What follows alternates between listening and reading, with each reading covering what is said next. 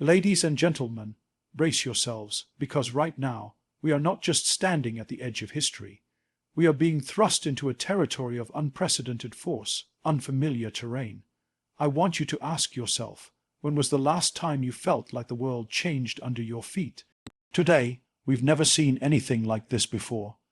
The greatest danger to your growth is not failure. It's not even fear. It's familiarity.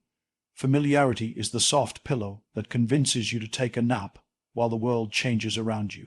It is the whisper that says, "You're doing fine," while opportunity knocks on someone else's door. It's the silent thief of ambition, and most people don't even notice it walking out of their lives carrying the luggage of their potential. We are creatures of habit. Our brains are wired to seek patterns because patterns feel safe. We find a rhythm, a routine, and we stay there long enough to believe it's the only rhythm worth dancing to. But here's the truth: the world doesn't dance to your beat. It moves on its own, and it doesn't care if you're ready. Think about history. Every leap forward, every seismic shift, was led by people who refused to worship the familiar. They were the troublemakers, the disruptors, the rebels who didn't just step outside the box. They burned the box and built a new one. They understood that the comfort zone is not a sanctuary. It's a slow, moving grave. And yet, when change arrives, most people fight it. Not because the change is bad, but because it is different.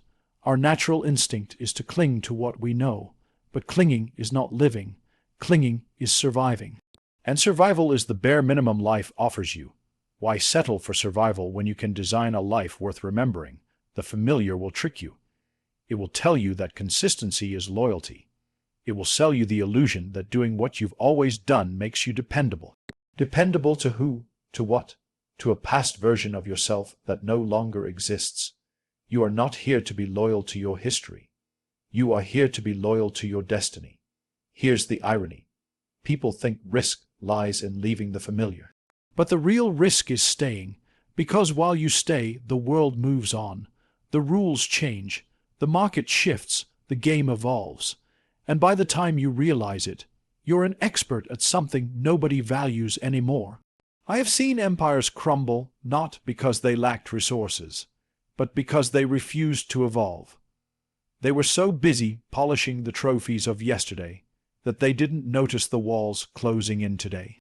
Success sedated them, familiarity made them blind, and in that blindness they lost everything. Breaking the familiar is not about being reckless. It's about being courageous enough to ask a dangerous question. What if everything I'm doing right now is no longer enough? That question is uncomfortable. It will strip you of excuses. It will demand that you outgrow the very things that made you successful in the first place. And yes, there is pain in shattering what you know. But that pain is the price of reinvention. You can't become something new while clutching the skin of the old. The snake does not grow by adding scales. It grows by shedding them. The familiar is seductive. It feels good because it's predictable, but predictable doesn't change the world. Predictable doesn't disrupt an industry. Predictable doesn't make history. The only thing predictable does is keep you where you are, for as long as you are willing to tolerate mediocrity dressed as stability. Ask yourself, when was the last time you did something that truly scared you? When was the last time you walked into a room and felt like you were in over your head? If you can't remember, you've been living too small.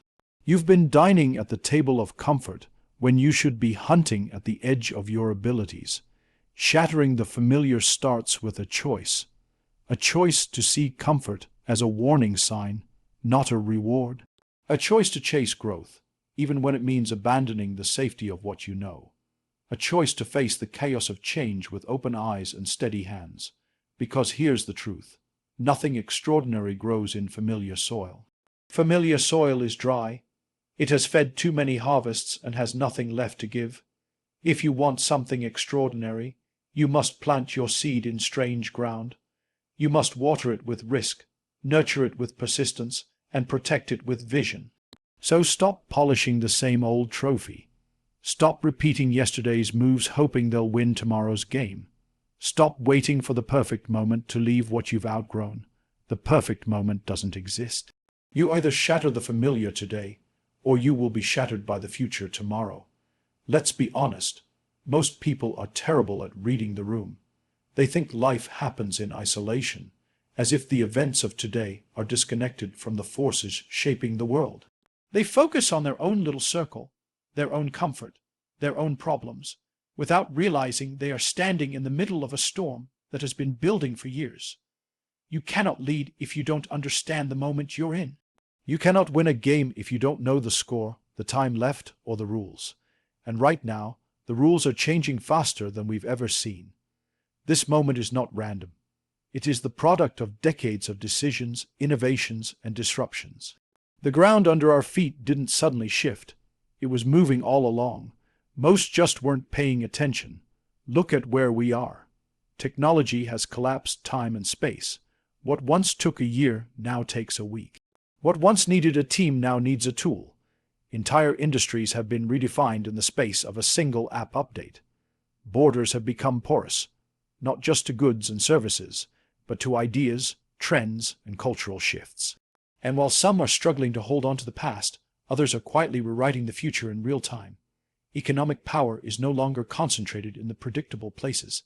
Influence is no longer confined to those with the loudest microphones. One viral idea can build an empire. One miscalculated tweet can destroy a legacy. The hierarchy is not just being challenged, it's being dismantled. And yet, many still operate as if the old rules apply.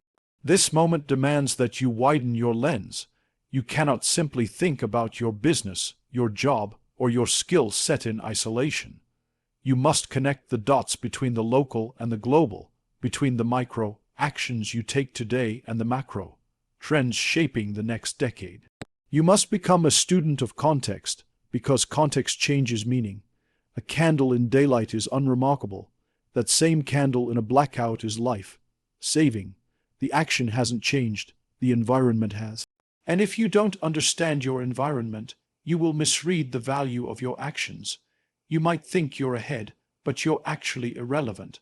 There's a reason some companies are thriving in chaos while others are gasping for air. It's not luck, it's not magic, it's context mastery.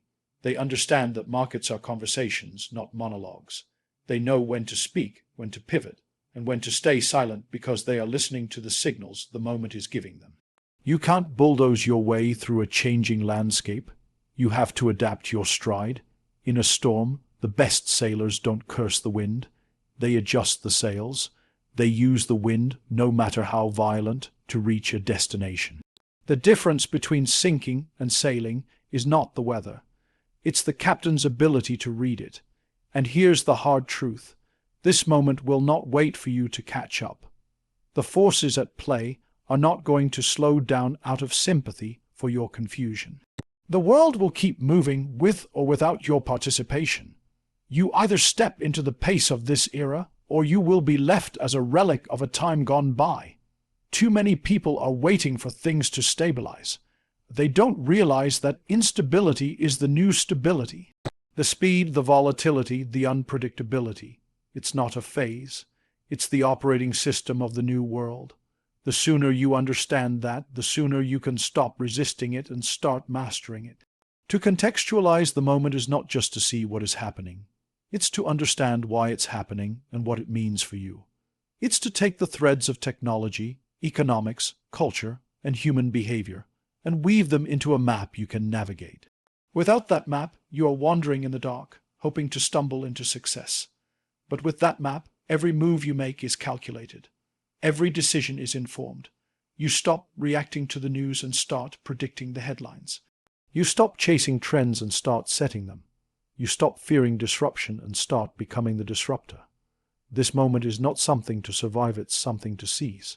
But you can only seize it if you see it clearly. And clarity comes from context, so lift your eyes from your feet. Look at the horizon, study the tides, feel the wind, because the moment is speaking. And if you learn to understand it, you won't just keep up. You'll set the pace for everyone else. Most people see the world from one of two places. Either they are so high up that everything is abstract, or they are so deep in the trenches that they can't see past the next step. Both perspectives are dangerous on their own. From too high, you lose touch with reality. From too low, you lose sight of possibility. The rarest and most powerful leaders are those who can hold both views at the same time. What I call seeing the game from 30-0 feet and from 50 feet simultaneously. From 30-0 feet, you see the big picture. You see how global trends will ripple into your market, how shifting demographics will redefine your audience, how technological leaps will rewrite the rules you've been playing by. From that height, the patterns are visible, the macro movements are clear.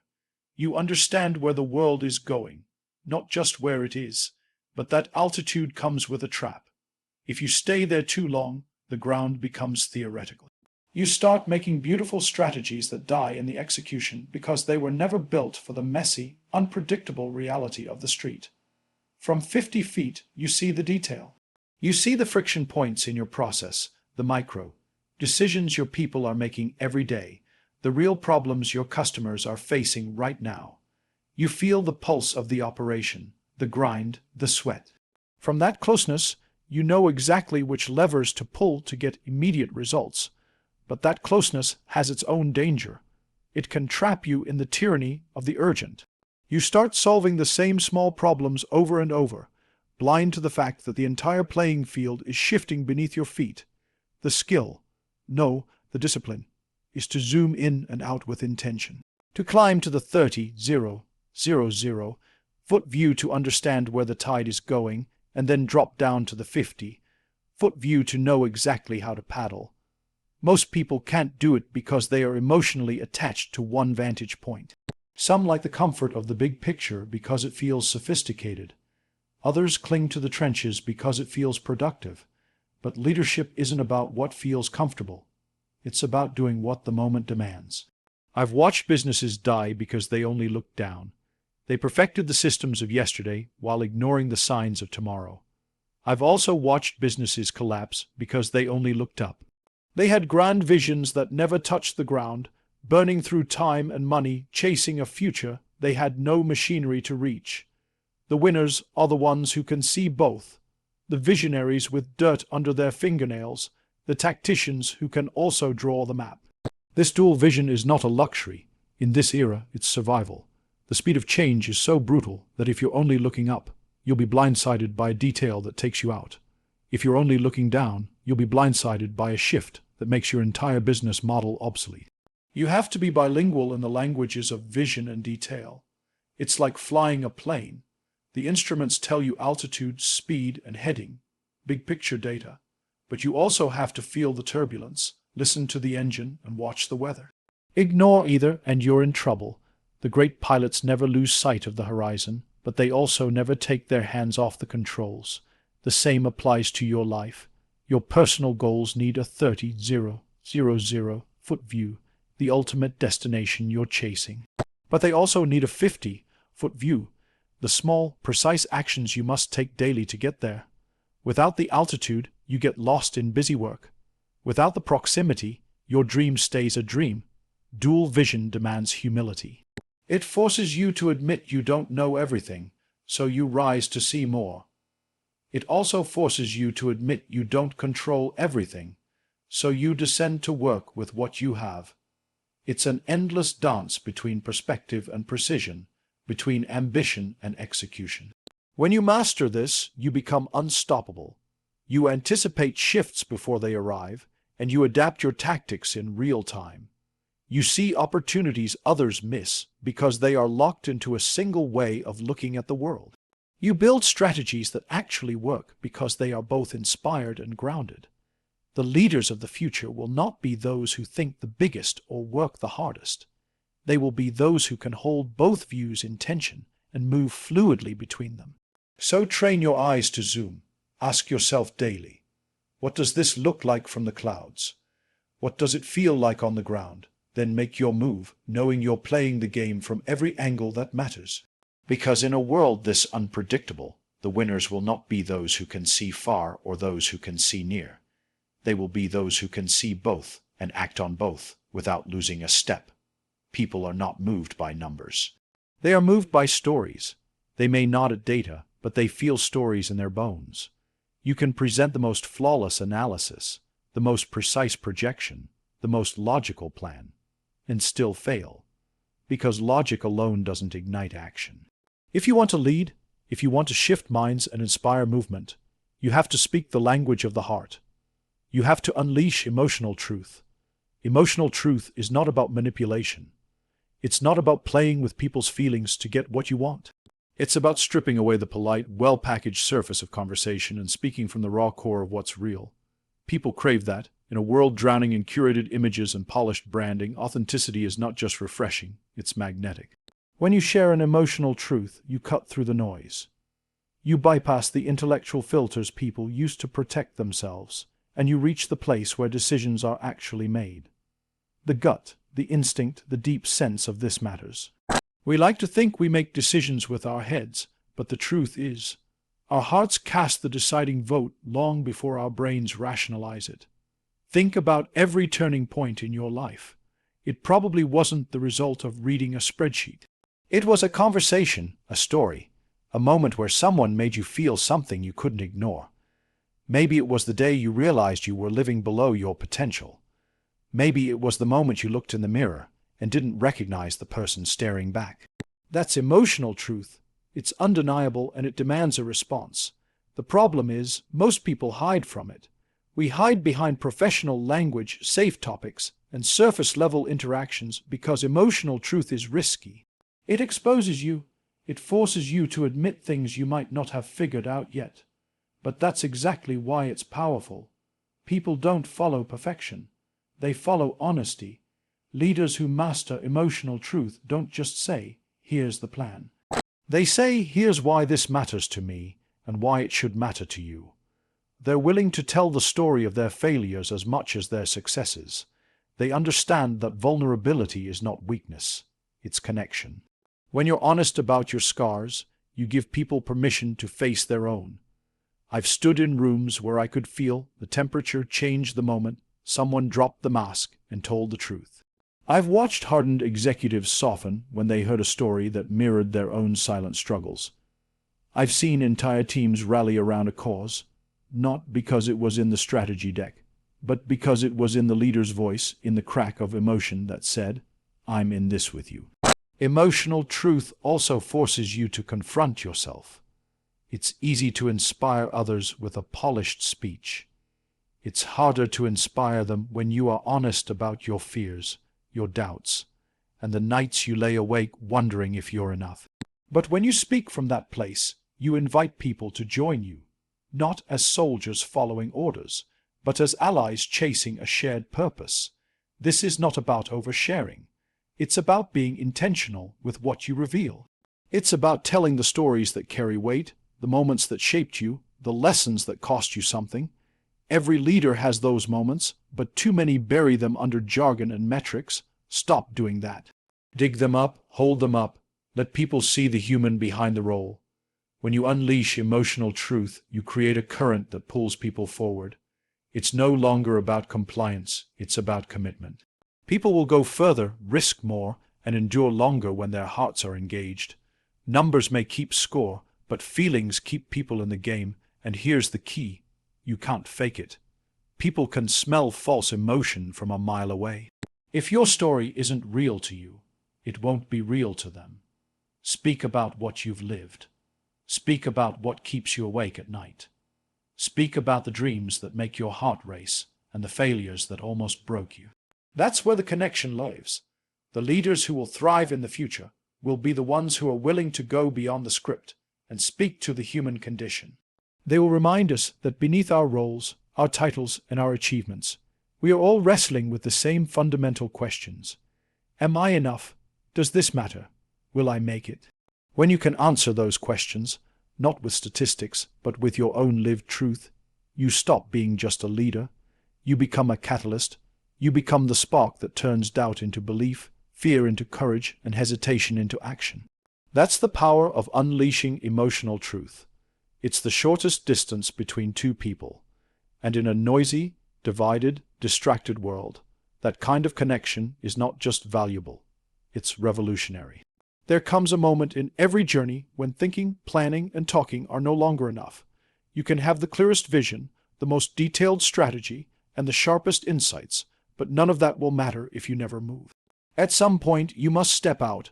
At some point, you must commit. That point is now. The truth is, most people are addicted to preparation. They disguise hesitation as strategy. They call it waiting for the right time. But the right time is an illusion. It doesn't exist. If you're waiting for the market to be perfect, for conditions to be calm, for every risk to be removed, you'll still be waiting when the opportunity is gone. Bold action is not taken in perfect conditions. It's taken in spite of imperfect ones.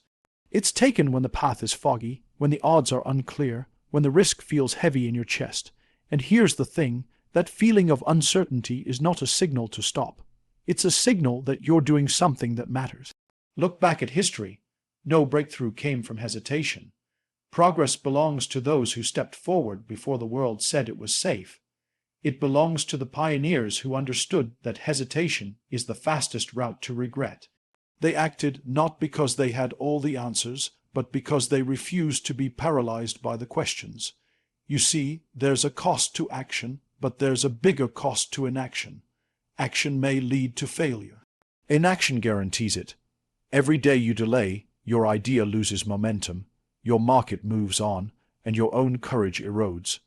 You may think you're standing still, but in a moving world, standing still is just another form of going backwards. Bold action doesn't mean reckless action. It means decisive action. It means weighing the risks, yes, but then having the courage to pull the trigger. It means building a plan and then executing without flinching the moment doubt creeps in. Too many leaders let the perfect plan rot in their notebooks because they were afraid of what could go wrong. They forget that the only way to learn what works is to put it to the test.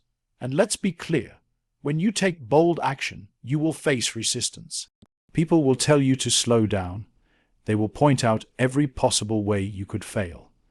They will project their own fear onto you because your courage threatens their comfort. But remember, you are not here to make everyone comfortable. You are here to make something happen. Bold action is also contagious. When you move decisively, you give others permission to do the same. You show them that fear is survivable, that uncertainty is navigable, that progress is possible. You become a living example that momentum creates its own clarity, that the act of moving forward reveals paths that standing still could never uncover. But here's the most important part. Bold action changes you. It transforms you from someone who talks about what could be into someone who shapes what will be. It forces you to grow into the kind of person who can carry the weight of the future you're building. Every risk you take, every leap you make, sharpens your instincts, strengthens your resilience, and expands your capacity to lead. You cannot become that person by thinking about it. You cannot become that person by planning for it. You can only become that person by acting. The world doesn't reward the most prepared. It rewards the most committed, and commitment is proven in action, not intention. So here's the question you have to answer. Will you keep circling the runway, waiting for perfect conditions, or will you put the throttle down and take off? Will you watch others claim the opportunities you hesitated on, or will you claim them yourself? Will you be a commentator on the sidelines or the player on the field?